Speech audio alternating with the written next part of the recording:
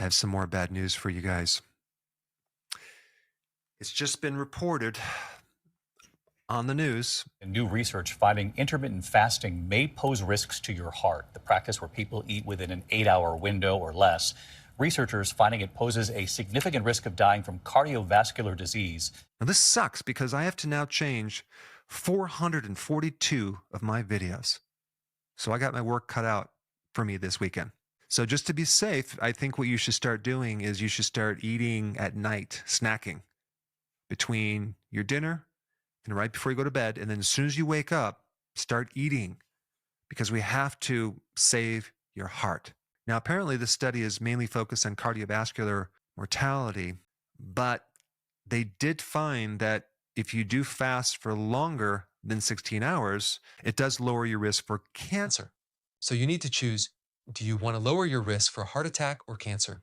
Now, of course, I'm being super sarcastic again. This was an abstract. Okay, that means a short summary of an observational study.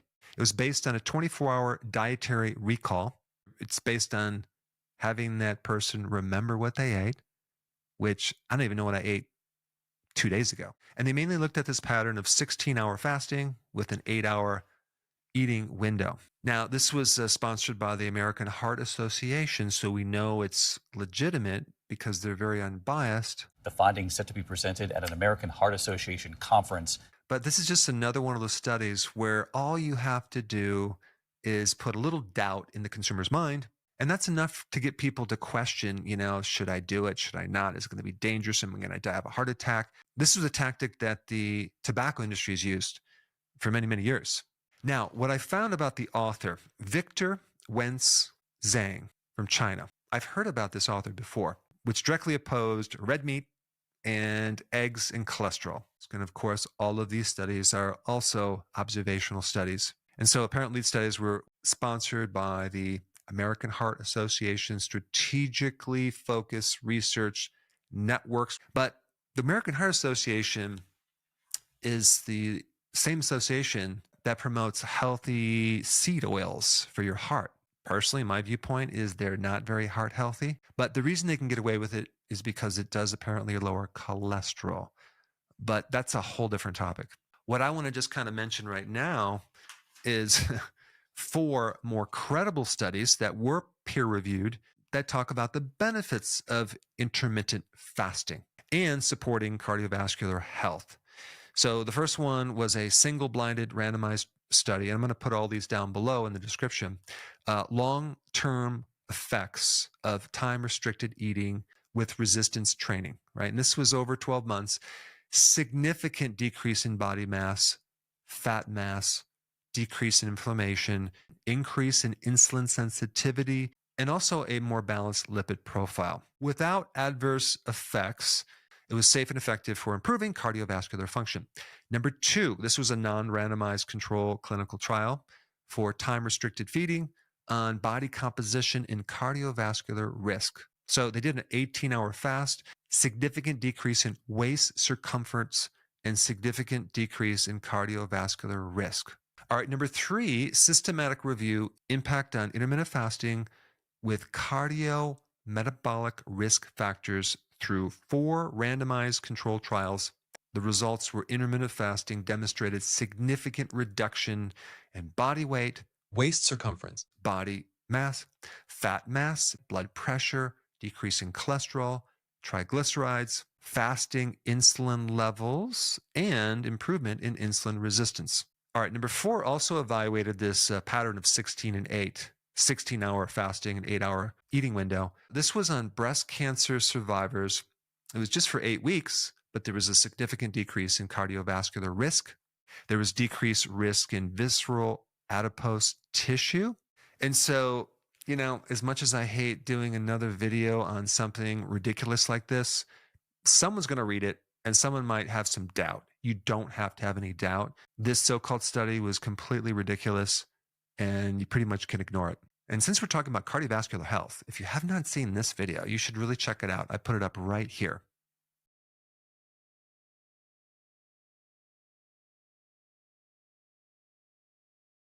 When someone initially told me about fasting, I really didn't think anything of it. I thought it was a fad.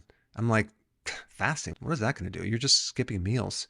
It didn't make sense to me, and it kept coming up over and over and over again till I finally just took a look at it. And once I really understood what it is, it turns out that fasting, especially intermittent fasting, is the single best thing you can do for your health, the most powerful thing you can do for weight loss. It is the cure for so many problems, including cancer. And that is because it addresses the deeper root cause of most health problems, which is insulin resistance and mitochondrial damage. So wherever you're at, I'm going to show you how to transition into this as slowly and as fast as you want. So what is this intermittent fasting? It's not a diet. It's just a pattern of eating and not eating. You're mimicking what your body was designed to do. Our bodies were not developed or designed to have food 24/7. And that leads to weight gain, inflammation, and destruction of the brain cells and the immune system. So if we reverse this thing and just eat less frequent, all sorts of magical things happen. At a deeper level, you're manipulating certain hormones. You're lowering your insulin, which is going to help you to tap into your fat cells. Anytime insulin is high, fat cannot be accessed. You must lower insulin to tap into your fat cells. And if you really understand this, it's pretty simple of how you should lose weight, right? You want to adjust these hormones. You want to keep insulin as low as possible. And then the other hormone, growth hormone, we want to activate that. It just so happens that growth hormone gets activated with fasting. And just so you know, one of the best indicators to know that this is working is when your appetite goes away. Now think about that for a second. Appetite goes away. Isn't that like a huge barrier to trying to stick to any program? If you weren't hungry all the time, wouldn't it be a lot easier? And the answer is yes. The next benefit that I personally like the most is cognitive benefits. My brain works so much better when I do intermittent fasting. I had no idea before how much this frequent eating was destroying my brain and keeping me in a brain fog. Like I felt like I had a helmet on my head all the time, like this heavy like cloud, and I just couldn't wake up. So from the brain level, intermittent fasting is really awesome. And this is going to help you focus, help your concentration, help your memory. And then the other thing that this does is it raises your mood. If you were depressed before, if you had anxiety, you're now not going to have that anymore. I'm not sure if you saw this video. I'm going to put the link down below, but it's a fascinating story of this person who wanted to commit suicide. Okay, they were extremely depressed. And the way that he was going to kill himself is by starving himself to death. So he goes in his room, locks the door, And he just lies on the bed. Day 1, he wakes up, he's still not dead. Day 2, he wakes up, he's still not dead. Day 3, he wakes up, he's feeling good. He's feeling actually no longer depressed.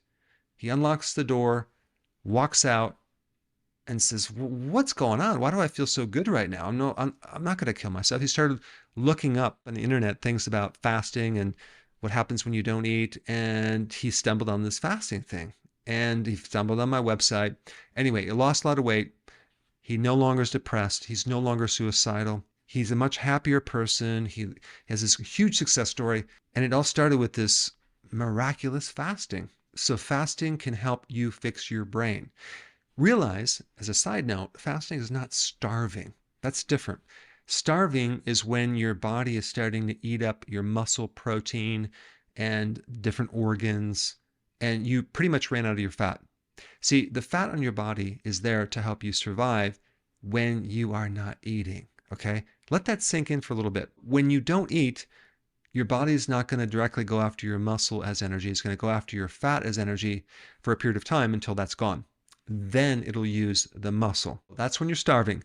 But what you need to know is that a lot of people have a lot of extra fat that it's going to take a long time before you get to the muscles. In fact, an average person has roughly over 100,000 calories of stored energy in their fat cells. An average person that's not overweight, 100,000 calories. So just so you know, you're not going to starve if you skip a couple meals. But what's really kind of funny is when someone starts fasting, they're like, oh my gosh, am I going to be able to go this many hours without eating, right? And so they eat this huge meal, like because they think it's going to be their last meal. But Here's the thing. Once you get used to it, after a couple of days, it becomes easier and you start seeing the results and you have more confidence. You're not going to starve to death. Emotionally, you're going to be happier. Number two, your immune system is going to be better. Now, I'm going to be talking about prolonged fasting a little bit and what that can do. That's like fasting for a couple days or longer. Boy, that can completely increase and help you generate stem cells for the immune system. So you're literally regrowing a new immune system, which is fascinating. The other really cool thing about fasting is you can generate this condition of autophagy. Autophagy means self-eat. So basically, your body cells are cleaning up old, damaged cells and rejuvenating them and recycling them into new cells. So it's kind of like a garbage disposal on steroids. You start cleaning everything up and then you're generating new cells. And this is why when people do fasting, especially routine, consistent intermittent fasting, it's definitely anti-aging. You start looking younger, your skin, your joints, inflammation goes down. And so that's another point, inflammation. I mean, think about how many diseases and conditions have inflammation. Heart disease, autoimmune disease, arthritis, they all have inflammation. All right, another benefit is that when you do intermittent fasting, you're going to save a lot of money on your grocery bills because you're not eating all these snacks. You're eating less frequently. And I calculated an average person could save anywhere between $100 to $300 to up to $600 a month just on eating less of these foods. Now, I do want to point out that this is not just about cutting calories. However, when you do intermittent fasting, the need for food becomes less and your body becomes more efficient. So you can get by on less calories. Your nutrient requirements are less because your body has adapted. And when we talk about weight loss and a slow metabolism, fasting does not slow the metabolism. It repairs this thing behind the metabolism, behind that set point that you might attempt to lose weight and like hit a certain plateau and you can't get anything less than that. That's your set point. And that's controlled by insulin resistance. So once you fast for a period of time, you can correct that and actually lower that set point. So basically you're repairing your metabolism when you're doing fasting because behind this slow metabolism is this insulin issue. Remember, insulin is the key factor that determines whether you're going to burn fat or not. So we can actually lower our overall average insulin levels. Now, the other thing that's cool about fasting or eating less frequently is that it's going to give you a lot of extra time because you're not constantly feeding yourself and preparing meals. So that's kind of cool. And then also, another big benefit is it gives your digestive system a chance to reset. So it's not constantly having to work 24/7 because you're cramming all this food down your throat. So you have less bloating, less inflammation in the gut, and that alone is huge. Okay, so here's the starting point. Let's say you're on 3 meals a day plus snacks, okay?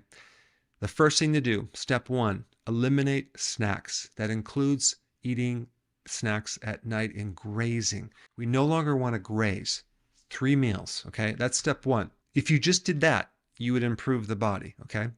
Step 2, skip your breakfast. Now, you can do this gradually or suddenly, but I think I kind of skipped something because to make this really easy, it would help to go on a low-carb diet. It's not a necessity. It will help. It's a different thing. So I do want to just talk about that because when you lower your carbohydrates, it allows you to tap into more fat, because you lower insulin, because the two things that increase insulin is frequent eating and carbs. So if you lower your carbs, it's going to be easier to skip that breakfast in the morning because you go to bed and then all night long you're fasting, okay? And then you wake up and then the question is, are you really hungry? Probably not, but we just eat out of this habit or tradition. We've been told that breakfast is the most important meal of the day, which is a complete lie made up by people who sell food for breakfast. But typically if you do this, you wake up, the hunger is gone, you go as long as you can. Let's say when you're just starting out, you can only go till 10 o'clock in the morning. Well, then have your breakfast then, or 11. You keep doing this until you push that breakfast into your lunch and it becomes one meal. I typically have my first meal as a breakfast type thing, or like maybe like I'll do eggs or bacon and something like that. But you don't have to do that, okay? So now you're, let's say at 12 o'clock, you have your noon, your first meal. The second meal, let's say it's at 6. Now you're at 2 meals a day. So between 12 and 6 gives you a 6-hour eating window and a 18-hour fasting window. So you could pretty much stay at this pattern. It's very easy to do. You get a lot of benefits. For most people, this is what they do, and it's fun. But let's say we want to lose weight faster. Let's say we're not getting all the benefits out of this. Number 3 is to shorten these 2 meals to a 4-hour eating window. That gives us 20 hours of fasting. Wow, you're going to get more benefits from this, more weight loss, less belly fat. So you basically just push your lunch farther in the afternoon. Let's say it's at, I don't know, at 2 o'clock. Okay, then you eat at 6 o'clock. So that will give you a 4-hour eating window. But you can also just eat at 12 and then push your dinner to 4. So there's different options depending on what you want to do. And I do want to point out this eating window. Typically people will think that, oh, it's just a window I can eat like constantly. Well, if you just didn't do that and just had like 2 meals, like starting at, let's say at 12 and 4, and not have any snacks in between, you can get more benefit. However, when you're first starting out, don't worry about that. Let's just make it simple. Just eat what you want in that eating window, but just keep that as your eating window. So you have this 20 hours of fasting. All right, so 20 hours of fasting will give you a whole bunch of additional benefits. But let's just take it to the next level. Let's do OMAD. That means 1 meal per day. That gives you about 23 hours of fasting with a 1-hour eating window. I believe that anyone over the age of 50 should be doing this because as you get older, you don't need as much food. You're not going to be as active. And 1 meal seems to be fine. And you get this 23 hours of fasting, which produces a lot of amazing benefits. There's something else I want to add to this. It's called periodic prolonged fasting. So now, if we do this consistent pattern of intermittent fasting, and then we add in here periodic prolonged fasting. So now you're fasting for 2 days, or 3 days, or 4 days, or 5 days, or 7 days, or longer. Probably the biggest thing would be to really give yourself a chance to stimulate your stem cells for kind of immune rebuilding, or to repair your brain, or to really handle like arthritis or some type of health problem. And cancer. Out of all the things that you can do for cancer, prolonged fasting is hands down the most powerful thing you can do for cancer. In fact, I talk about this a lot in other videos that you might have to find on Rumble because I took them down. But there's a gentleman that had stage 4 prostate cancer, stage 4. They told him to go home and die. So he started to gather all sorts of information and he did all sorts of things, but the thing that really made the difference for him is a prolonged fast, like a long fast. He was able to reverse this situation, get rid of his stage 4 cancer, which is very, very serious, and he's still alive years later. And he has an entire YouTube channel, and I'll put his link down below. But he has since wrote a book about it, and he has done a lot of things. And we even worked together to fund a scientific study, which is very expensive in Europe, to substantiate a protocol. And that's for a different video. But the point is that prolonged fasting is very, very powerful to kill cancer. Because when you fast, your genetics, your genes start aligning with survival in a big way. So in other words, our bodies in the past have starved many, many times. And so as a protective mechanism, when you mimic a little bit of starvation, all sorts of survival things kick in and all sorts of diseases go in remission. You upgrade certain genes to overcome all sorts of issues. Now, let's say, for example, we're doing the fasting and we want to even make it more powerful. We want to add a couple things. I already mentioned going on low carb. That's called a ketogenic diet. Okay. If you add that, it's going to really, really, really speed things up as well. I think the combination is the perfect blend because they both complement each other.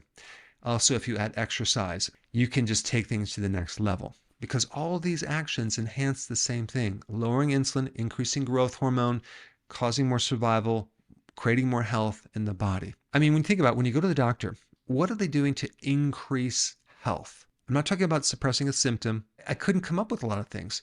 They don't really address this core foundation with eating.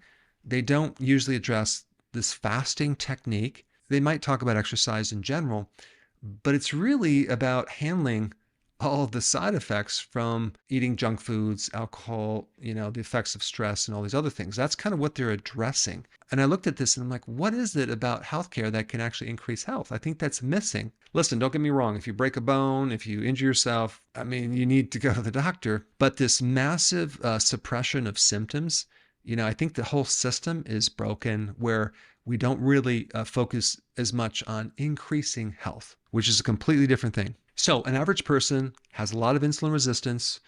They have a lot of belly fat. They're overweight. They have a lot of inflammation.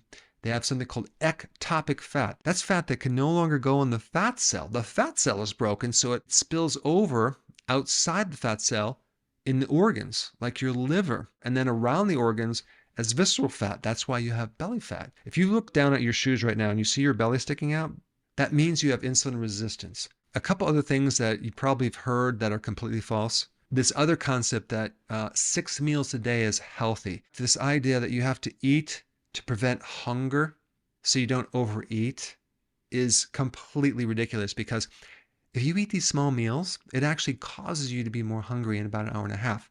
So this is the perfect way to keep you eating, by eating small meals. Thus, the topic we're talking about, intermittent fasting, which means don't eat so often. And also this concept of everything in moderation. Just eat everything you want. There's no bad food group in moderation. This is complete, because every time we eat carbohydrates in moderation, we get into trouble.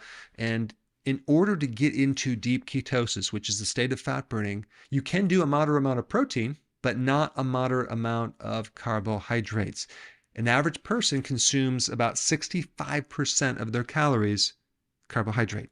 And we already know that's not working. Okay, what about the topic of women doing fasting? And maybe you heard that it's bad for the thyroid. And there is some studies that show that the thyroid hormone, the active form, T3, does go down a little bit. But that does not mean the thyroid is dysfunctional, because the way that they diagnose hypothyroidism is not with T3. It's with this other hormone coming from the pituitary called the thyroid stimulating hormone. And that one in these studies is always normal, because what happens when you go on a low carb diet or you do intermittent fasting and you start burning fat and you start losing weight, your metabolism becomes healthier and the need for this T3 does go down. You don't need it as much because your body is burning fat more efficiently. All right, the next point you might hear is that, and I already mentioned this, like fasting is starvation, fasting is dangerous. It's actually dangerous to eat frequently. Okay, we've already done an experiment. We know that. It's super healthy to do intermittent fasting. There's a couple things I want to bring up about that though. Nutrition. If you're going into this with nutritional deficiencies, all you have to do is take certain nutrients to make sure that you're not deficient. The two main categories of nutrients that I recommend are the B vitamins, and you can get that from nutritional yeast, and electrolytes. Well, salt is part of electrolytes, but we'll just add a third, salt, because sometimes people don't think salt is electrolyte. So if you take these, you pretty much eliminate like keto flu, keto fatigue, keto rash, and some of the other things that might happen in this transitional step. You see, the purpose of food is to provide energy and nourishment. Mainly nourishment is the vitamins and the minerals and all these other things that we need. Well, we can take these without the calories, but what about fuel? If you're not eating, where's the fuel going to come from? Your fat fuel. You're actually eating when you're not eating. You're just switching to your fat fuel. A lot of people have a lot of fuel that they can't tap into. That's because their insulin's too high, because they're eating too frequently, their carbs are too high. Intermittent fasting is finally a way to tap into your fat and really use that as the primary fuel. This is what our bodies were designed to do, to use fat fuel when there's no food available. Now, as far as vitamins, is that going to knock you out of this fasting state? No, Vitamins are fine because they don't have calories unless you have vitamins that have sugar or things in them. Also, you can drink coffee, fine. You can have tea, water. It's totally fine. Just don't do things like juice and things with sugar in them. And then the last point that I want to bring up is that when you do this, this is a healthy action. You're going to heal your body from different angles. You're actually going to regrow muscle if you have atrophy because of growth hormone stimulation, which means that if you're going through this fat reduction, muscle growing action, you may plateau with your weight at certain times, okay? If this happens, don't think it's not working. It is working. Look at the size of your clothes. Focus on your appetite. Is your appetite gone? Give it more time to work and give your body a chance to adapt. And you now have the knowledge of how to turn up or turn down the diet based on these different patterns of intermittent fasting. Now, the next most important video for you to watch would be on what to drink, the liquids during fasting. If you haven't seen this video, I'll put it up right here. Check it out.